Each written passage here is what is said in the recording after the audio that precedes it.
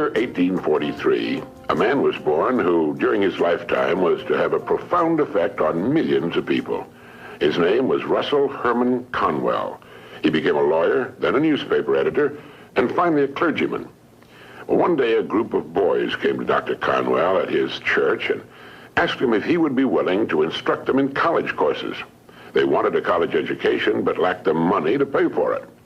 He told them that he'd do all he could, and as the boys left, a thought, an idea began to form in Dr. Conwell's mind. He asked himself, why couldn't there be a fine college for poor but deserving young men? Well, here was a great idea, and he went to work on it at once. Almost single-handedly, Dr. Conwell raised $7 million with which he founded one of the world's leading universities. And he raised the money by giving more than 6,000 lectures all over the country, and in each one of them, he told the story called Acres of Diamonds. The story was the account of an African farmer who heard tales about other settlers who had made millions by discovering diamond mines. And these tales so excited the farmer that he could hardly wait to sell his farm and search for diamonds himself. So he sold his farm and spent the rest of his life wandering the vast African continent, searching unsuccessfully for the gleaming gems which brought such high prices on the markets of the world. Finally, in a fit of despondency, broke and desperate, as I remember the story, he threw himself into a river and drowned. Now, meanwhile, the man who had bought his farm one day found a large and unusual stone in a stream which cut through the property. And the stone turned out to be a great diamond of enormous value. And he then discovered that the farm was covered with them, and it was to become one of the world's richest diamond mines. The first farmer had owned literally acres of diamonds, but had sold them for practically nothing in order to look for them elsewhere. If he'd only taken the time to study and prepare himself, to learn what diamonds looked like in their rough state, and had first thoroughly explored the land he owned, he would have found the millions he sought right on his own property.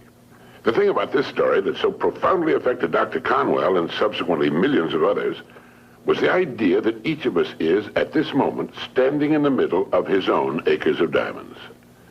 If we will only have the wisdom and patience to intelligently and effectively explore the work in which we're now engaged, we'll usually find that it contains the riches we seek, whether they be financial or intangible or both.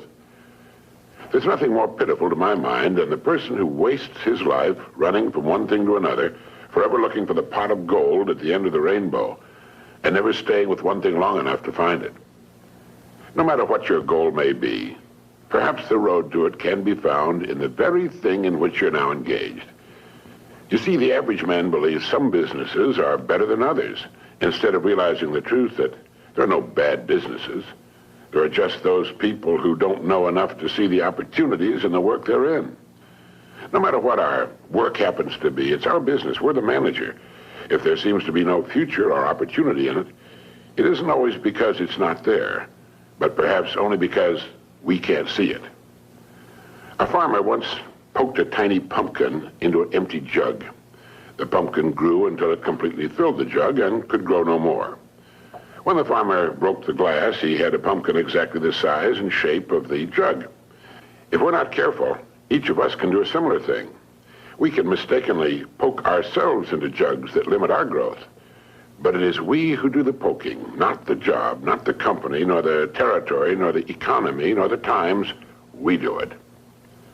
People who become outstanding at their work are those who see their work as an opportunity for growth and development, and who prepare themselves for the opportunities which surround them every day. Preparation is the key. This means becoming so good, so competent at what we're now doing, we will actually force the opportunities we seek to come our way. It takes imagination, creative imagination, to know that diamonds don't look like diamonds in their rough state, nor does a pile of iron ore look like iron or steel. Great opportunities lurk constantly in every aspect of the work in which we now find ourselves. In order to begin prospecting your acres of diamonds, start to develop a faculty called intelligent objectivity, the ability to stand off and look at your job as a stranger might, a stranger who considers your pasture greener than his own. To do this, start at the beginning. Within the framework of what industry or profession does your job fall? Do you know all you can know about your industry? How did it begin? Why did it begin? Who started it and when? What's your industry's annual dollar volume? How fast has it grown during the past 20 years? What's its projected growth during the next 10 years? In short, start now to become a student of your industry. You'll be amazed at the results. In 5 years or less, you can become a national expert in your field. And it's the experts who write their own tickets in life. Surveys indicate that the great majority of people seem to look at their jobs as being as far as they can go, as the end of the line. They need to realize how really desperately an expanding and dynamic industry needs and seeks the uncommon person who is prepared to share in its growth, how richly it will reward this person of vision and action. On the other hand, those who are not preparing and growing are not just standing still. In relation to their industry, they're going backwards. So ask yourself, do I know as much about my job and my industry as a good doctor or lawyer knows about his job, his profession? You should, you know. This is the attitude of the person who wants to become a professional at what he does for a living. It's far more fun, many times more rewarding and interesting, and the real pro can ride out occasional storms in the economic seas in a safe boat built of research and preparation. In order to become a professional in a world of amateurs, we need to study 3 important subjects. 1, our company and the industry in which it operates. 2, our job and perhaps the next step upward in our career. And 3, we need to study people, since successfully serving and getting along with people will determine our success or failure. These are 3 subjects on which you can gradually build a fine home library. Your bookstore clerk will help you find the right books if you will tell him what you want to know. Frequently, all you need in order to make an enormous improvement is simply a reminder of things you've known but have forgotten. Perhaps this study and research in your job, your industry, and ways of increasing your service to others sounds like a big job. Well, it is. But it's fascinating, and in the long run, it pays tremendous dividends, builds complete security, and it can be accomplished in an hour a day devoted to reading and making permanent notes.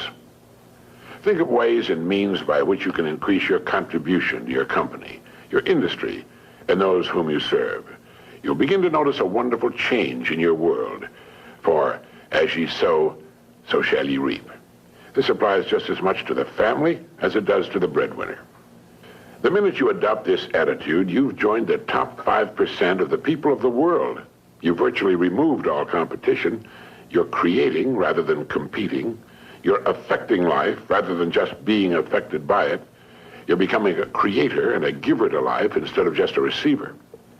By taking this attitude toward your work, your company, and industry, you're automatically taking care of 2 vital parts of successful living.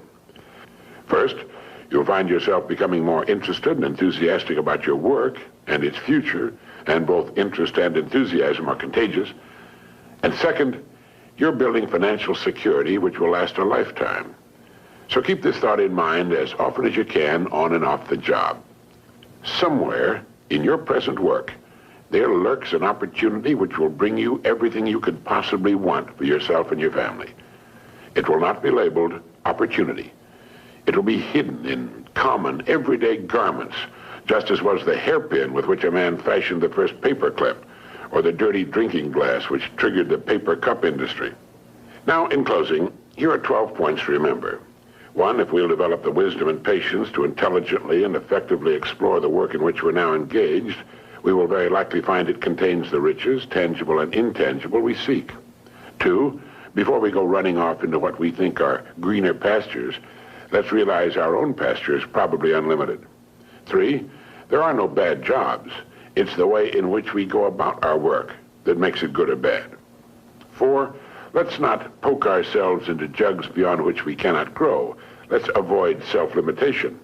5, only preparation can ensure our taking advantage of the opportunities which will present themselves in the future, opportunities which are around us now. Let's begin to prepare now. 6, put your imagination to work on the many ways and means of improving what you're now doing. 7, learn all you can about your job, your company, and your industry. 8, since there's no limit to the growth of your industry, it must follow there's similarly no limit to your growth potential within that industry. 9, our dynamic and growing economy needs and will well reward the uncommon person who prepares for a place in its growth. 10, begin to build your library of reference material pertaining to your company, industry, job, and on how to better serve and get along with people. 11, set aside an hour a day for this study and research. 12, remember the story of the acres of diamonds.